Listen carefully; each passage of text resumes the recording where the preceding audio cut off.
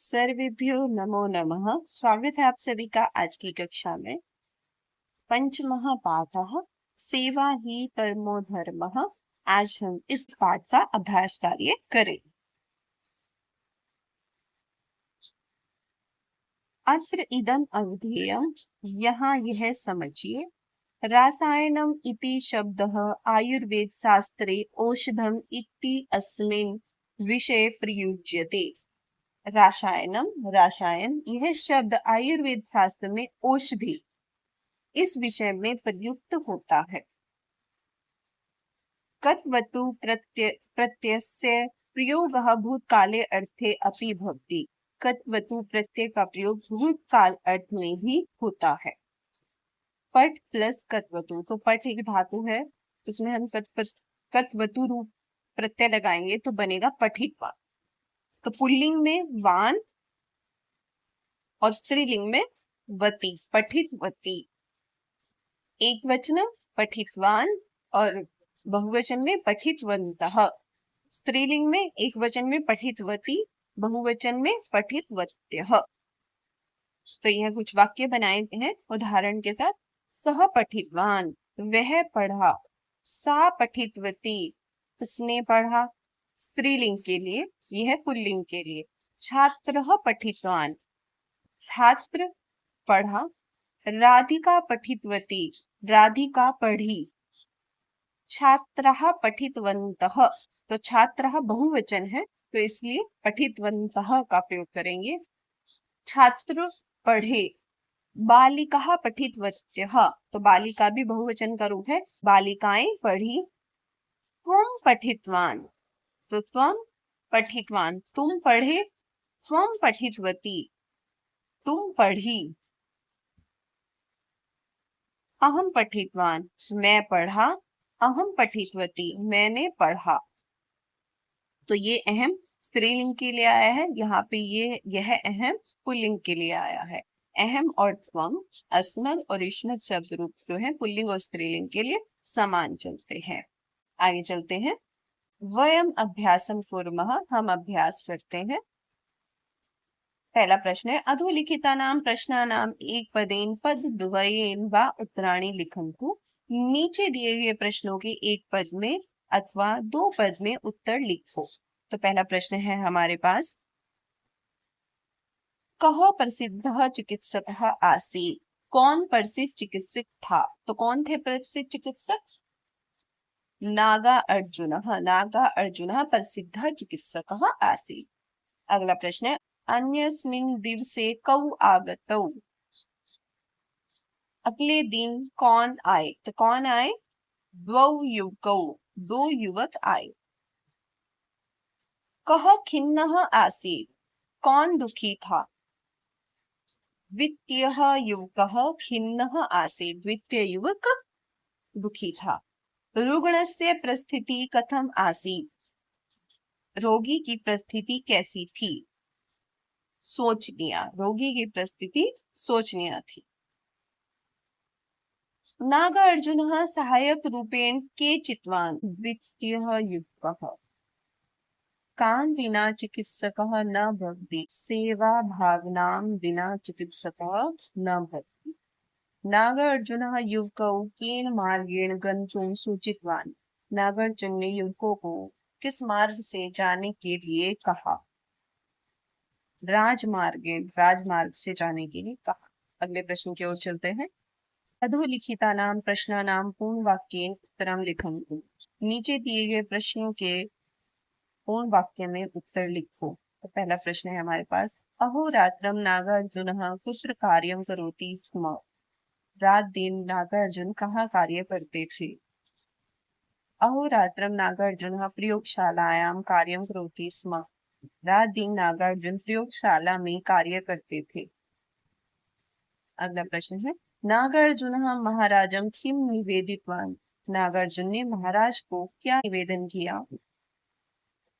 नागार्जुनः महाराजं निवेदितवान्, महाराज मम चिकित्सा कार्याय एकः सहायकः आवश्यकः इति। नागार्जुन ने महाराज से निवेदन किया, महाराज मुझे चिकित्सा कार्य के लिए एक सहायक की आवश्यकता है। प्रथमः युवकः कथं कार्यं कृतवान्? पहले युवक ने कैसे कार्य किया? प्रथमः युवकः स्वनिष्ठां दर्शयितुं स्वगृहस्य समस्या वर्णितवान्। पहले युवक ने अपनी निष्ठा दिखाने के लिए अपने घर की समस्या का वर्णन किया। पितुः उदरवेदना, मातुः ज्वरः च आसीत्, तथा अपि अहं सर्वं परित्यज्य औषधं निर्मितवान् इति उक्त्वा नागार्जुनाय रसायनं दत्तवान्। अगला प्रश्न है, द्वितीय युवकः राजमार्गे रोगिणं दृष्ट्वा किं कृतवान्? दूसरे युवक ने राजमार्ग में रोगी को देखकर क्या किया? द्वितीय युवकः राजमार्गेण रोगिणं दृष्ट्वा तं स्वगृहं नीतवान्। दूसरे युवक ने राजमार्ग में रोगी को देखकर उसे अपने घर ले गया। दिनद्वयस्य 2 दिन तक उसकी एव सेवायां निरतः आसीत्, उसकी ही सेवा में लगा था। सेवायाः भावनां विना किं न भवेत्? सेवा भावना के बिना क्या नहीं होता? सेवाया भावनां विना चिकित्सकः न भवेत्। सेवा भावना के बिना चिकित्सक नहीं होता। आगे चलते हैं, अगला प्रश्न है, उदाहरण अनुसारम अधोलिखितानां पदानां स्त्रीलिंग रूपाणि लिखन्तु। उदाहरण के अनुसार नीचे दिए गए पदों के स्त्रीलिंग रूप लिखो। तो यह है पुल्लिंग शब्द है, पठितवान, गतवान, लिखितवान, एक वचन, बहुवचन। तो इन शब्दों के हमें स्त्रीलिंग में रूप लिखने हैं। तो अभ्यास कार्य के शुरू में हमने पढ़ा था, धातु में अगर कत्वतु प्रत्यय लगाते हैं तो पुल्लिंग में वान और स्त्रीलिंग में वती बनता है। तो इसका एक वचन में रूप कैसे बनेगा? पठितवती, बहुवचन में पठितवत्यः। गतवान, गतवती, गतवत्यः। लिखितवान, लिखितवती, लिखितवत्यः। खादितवान, खादितवती, खादितवत्यः। क्रीडितवान, क्रीडितवती, क्रीडितवत्यः। हसितवान, हसितवती, हसितवत्यः। निवेदितवान, निवेदितवती, निवेदितवत्यः। सूचितवान, सूचितवती, सूचितवत्यः। तो इस तरह से हम इस प्रश्न को हल करें। आइए आगे चलते हैं। अगला प्रश्न है हमारे पास, उदाहरण अनुसारम अधोलिखितानां पदानां पुल्लिंग रूपाणि लिखन्तु। उदाहरण के अनुसार नीचे दिए गए पदों के पुल्लिंग रूप लिखो। तो जैसे अभी हमने स्त्रीलिंग लिखे थे, ऐसे ही हमें अभी पुल्लिंग रूप लिखने हैं, एक वचन में और बहुवचन में। तो पठितवती, पठितवान, पठितवन्तः बहुवचन में बनेगा। कृतवती, कृतवान, कृतवन्तः। दृष्टवती, दृष्टवान, दृष्टवन्तः। दत्तवती, दत्तवान, दत्तवन्तः। प्रक्षालितवती, प्रक्षालितवान, प्रक्षालितवन्तः। धावितवती, धावितवान, धावितवन्तः। तो इस तरह से हम इस प्रश्न को हल करें। अगला प्रश्न है हमारे पास, उदाहरण अनुसारम वाक्यानि परिवर्तयन्तु। उदाहरण के अनुसार वाक्य परिवर्तन करो। यथा, जैसे पिता कषायम पिबति, पिता कषायम पीतवान। पिता काढ़ा पीते हैं, पिता ने काढ़ा पिया। अहम पुस्तकम नयामि, मैं पुस्तक को ले जाता हूँ। अहम पुस्तकम नीतवान, मैं पुस्तक को ले गया या ले गई। युवकः आपणम गच्छति, तो युवक बाजार जाता है। तो इसका हमें कत्वतु प्रत्यय लगाकर हमें इसको परिवर्तन करना है, क्रिया को, और वाक्य को पुनः लिखना है। तो युवकः आपणम गतवान, युवक बाजार गया। सह रोटिकां खादति, वह रोटी खाती है। तो खादति को हमें कत्वतु प्रत्यय लगाकर भूतकाल में बदलना है। सह रोटिकां खादितवान, उसने रोटी खाई। महिला वस्त्रम ददाति, महिला वस्त्र देती है। महिला वस्त्रम दत्तवती, महिला ने वस्त्र दिए। बालकः द्विचक्रिकातः पतति, बालक साइकिल से गिरता है। बालकः द्विचक्रिकात् पतितवान्, बालक साइकिल से गिरा। अगला है पितामही चलचित्रम पश्यति, पितामही चलचित्र देखती है। पितामही चलचित्रम दृष्टवती, पितामही पितामही अर्थात दादी ने चलचित्र देखा। अहम गृह पाठम लिखामि, मैं गृह पाठ लिखती हूँ। अहम गृह पाठम लिखितवान लिखितवती, मैंने गृह पाठ लिखा। ठीक है, तो पुल्लिंग के लिए लिखितवान और स्त्रीलिंग के लिए लिखितवती। अगला है त्वम कुत्र गच्छसि, तुम कहाँ जाते हो। त्वम कुत्र गतवान, तुम कहाँ गए, और स्त्रीलिंग के लिए गतवती। अश्वः वने धावन्ति, अश्वः घोड़े वन में दौड़ते हैं, तो इसके लिए आएगा अश्वः वने धावितवन्तः, घोड़े वन में दौड़े। बालिकाः शीघ्रम आगच्छन्ति, बालिकाः बहुवचन है, बालिकाएं शीघ्र आती हैं। बालिकाः शीघ्रम आगतवत्यः, बालिकाएं शीघ्र आई। वयम समुद्र तीरे पयो हिमम खादामः, हम सब समुद्र के किनारे आइसक्रीम खाते हैं। वयम समुद्र तीरे पयो हिमम खादितवन्तः, हम सब ने समुद्र के किनारे आइसक्रीम खाई। चलते हैं। अत्र इदम अवधेयम, यहाँ यह समझिए। वर्तमान काल क्रियापदेन सह स्म इति अव्ययस्य योजनेन भूतकालस्य अर्थः भवति। वर्तमान काल की क्रियापद के साथ स्म इस अव्यय पद का योजन करने से अर्थात लगाने से भूतकाल का अर्थ होता है। यथा जैसे सह बाल्ये पुस्तकानि पठति, वह बाल्ये बचपन में पुस्तकें पढ़ता है। सह बाल्ये पुस्तकानि पठति स्म, वह बचपन में पुस्तकें पढ़ता था। तो वैसे तो अपठित भूतकाल के लिए अपठित क्रिया का रूप आएगा, परंतु हम वर्तमान की क्रिया के साथ स्म इस अव्यय पद का प्रयोग करके भी भूतकाल अर्थ में वाक्य को बना सकते हैं। आगे चलते हैं। अनुच्छेदे कोष्ठकेषु केचन धातवः दत्ताः सन्ति, उपरि दत्तम अवधेयांशं पठित्वा स्म इति अव्ययपदम् उपयुज्य अनुच्छेदं पुनः लिखन्तु। अनुच्छेदे कोष्ठकेषु, अनुच्छेद के कोष्ठक में कुछ धातुएं दी गई हैं। ऊपरी दत्तम, ऊपर दिए गए अवधेयांशम, जिस अवधेयांश को हमने पढ़ा है, पठित्वा स्म इति अव्ययपदम उपयुज्य, उस ऊपर दिए गए अवधेयांश को पढ़कर स्म इस अव्ययपद का उपयोग करके अनुच्छेद को पुनः लिखो। यह अनुच्छेद है हमारे पास, तो हमें इसका शीर्षक लिखना है। तो शीर्षक लिखन तो यह कृषक के, किसान के बारे में है, तो इसका शीर्षक आएगा सर्वेषां पोषकः कृषकः, सभी का पोषण करता या पोषण करने वाला किसान। कृषकः प्रतिदिनम कृषि क्षेत्रम, गच्छ धातु दी गई है, तो इन्होंने कहा कोष्ठक में धातु जो दी गई है उसमें स्म इस अव्यय पद का उपयोग करके अनुच्छेद पर पुनः लिखना। तो कृषक प्रतिदिनम कृषि क्षेत्रम गच्छति स्म, कृषक किसान प्रतिदिन खेत में जाता था। जल सींचनम, क्री धातु है, क्री अर्थात करने अर्थ में प्रयोग की जाती है। जल सींचनम करोति स्म, जल सींचन, जल से सिंचाई करता था।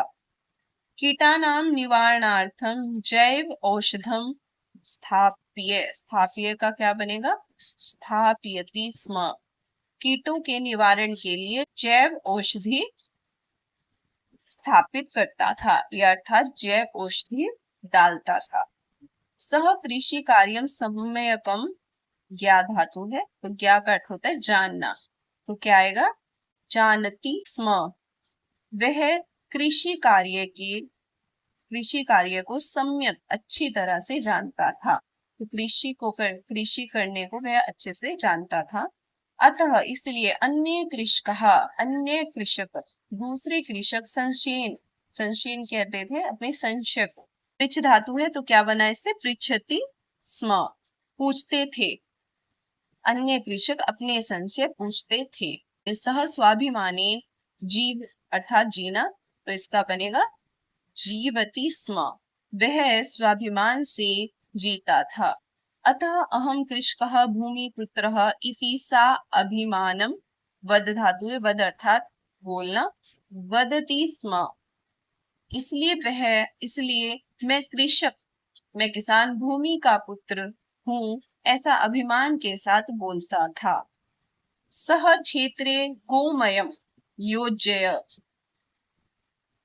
योजयति स्म, वह खेत में गाय का गोबर डालता था, तो यह गाय का गोबर उपयोग करता था। न तो कृतकान पदार्थान, कृत्रिम पदार्थों का नहीं। अतः व्रीहे गुणवत्ता अधिका भव धातु भवति स्म, इसलिए व्रीहे धान की गुणवत्ता अधिक होती थी।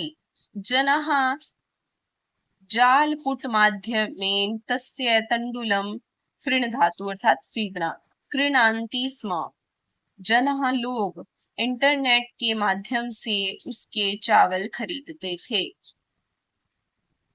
एवं तस्य परिवारस्य सर्वे जनाः कृषिकार्येण ससुखं जीवन्ति स्म, एवं तस्य उसके परिवार के सभी लोग कृषि कार्य के द्वारा ससुखम सुख पूर्वक जीते थे। सह सर्वान वद धातु वदति स्म, वह सबसे कहता था। कृषकः न दीनः न च दरिद्रः परमं सर्वेषां पोषकः इति, कृषक न दीन है और न गरीब है, बल्कि सर्वेशाम सभी का पोषण करने वाला है। तो इस तरह से हम इस प्रश्न को हल करें। आगे देखते हैं। योग्यता विस्तरः स्वास्थ्य रक्षणाय नियमः, स्वास्थ्य की रक्षा के लिए नियम। ब्रह्मे मुहूर्ते उत्तिष्ठेत् स्वस्थो रक्षार्थम आयुषः, अपने स्वास्थ्य की रक्षा के लिए ब्रह्म मुहूर्त में उठना चाहिए, सूर्योदय से पहले का जो समय होता है। सर्वम एव परित्यज्य शरीरम अनुपाल्ये, सभी को ही त्याग कर शरीर का पालन पोषण करना चाहिए। भोजनांते पिबेत तक्रम, भोजन के अंत में तक्रम लस्सी छाछ पीना चाहिए। वाश्रांते पिबेत पयः, और दिन के अंत में पयः अर्थात दूध पीना चाहिए। निशांते च पिबेत वारी, और रात के अंत में वारी कहते हैं जल को, जल पीना चाहिए। त्रिभी रोगो न जायते, इन तीनों का सेवन करने से व्यक्ति बीमारी से दूर रहता है, अर्थात उसे कोई भी बीमारी उत्पन्न नहीं होती। आगे है भूतकाल गत कालम ज्ञापयति, भूतकाल बीते समय को बताता है। धातुना सह कत्वतु इति प्रत्ययस्य योजनेन अपि भूतकालार्थकानि पदानि भवन्ति, धातु के साथ कत्वतु प्रत्यय जोड़ने से भी भूतकाल के पद होते हैं। तो भूतकाल का अगर आप धातुओं के साथ प्रत्यय जोड़ देते हैं, कत्वतु प्रत्यय जोड़ देते हैं, तो भूतकाल का अर्थ देने वाले पद होते हैं। यथा जैसे पठ धन कत्वतु, पठितवान पुल्लिंग में, पठितवती स्त्रीलिंग में। वर्तमान काल क्रियापदेन सह स्म इति अव्यय पदस्य योजनेन अपि भूतकालार्थः भवति, वर्तमान काल की क्रियापदों के साथ स्म इस अव्यय पद को लगाने से भी, जोड़ने से भी भूतकाल का अर्थ होता है। यथा जैसे गच्छति स्म, गतवान गतवती। लिखति स्म, लिखितवान लिखितवती।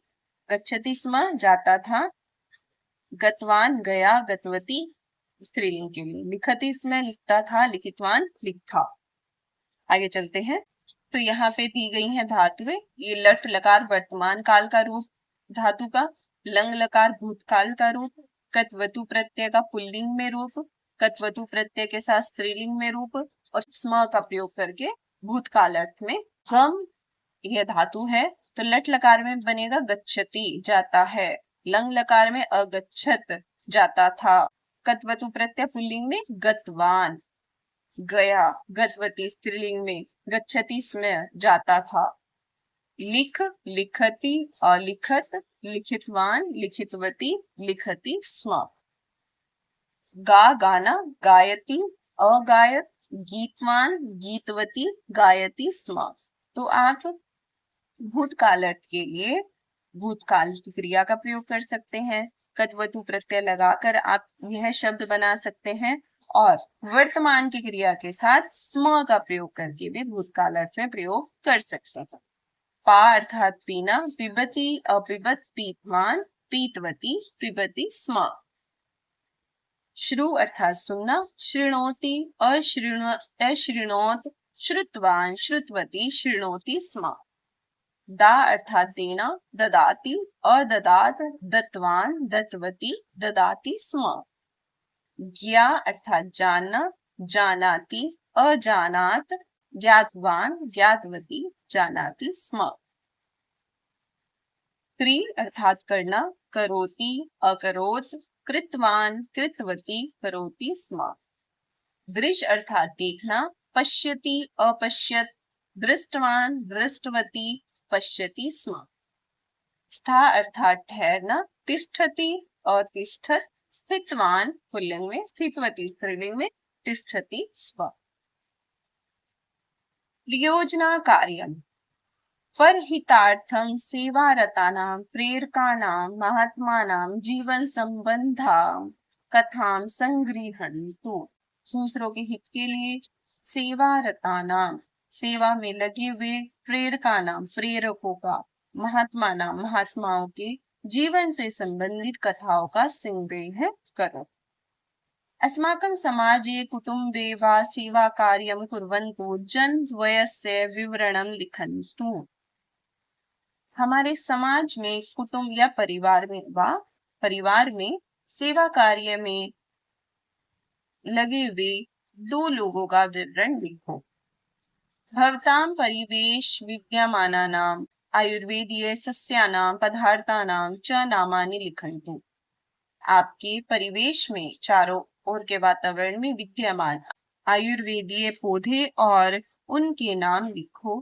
तेषां स्वास्थ्य रक्षण लाभान लिखन्तु और उनके स्वास्थ्य की उनका स्वास्थ्य के लिए क्या लाभ है यह भी लिखो।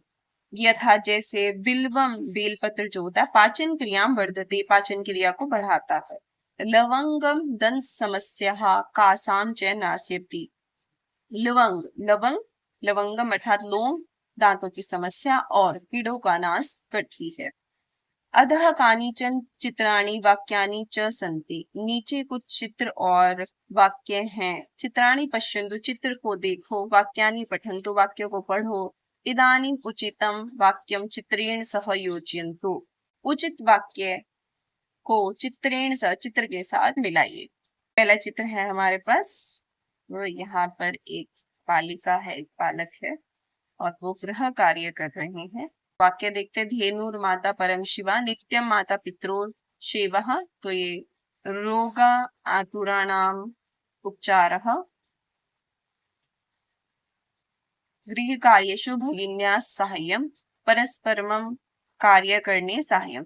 तो गृह कार्येषु भगिन्या साहाय्यम, तो इसके साथ हम इसका मिलान कर देंगे।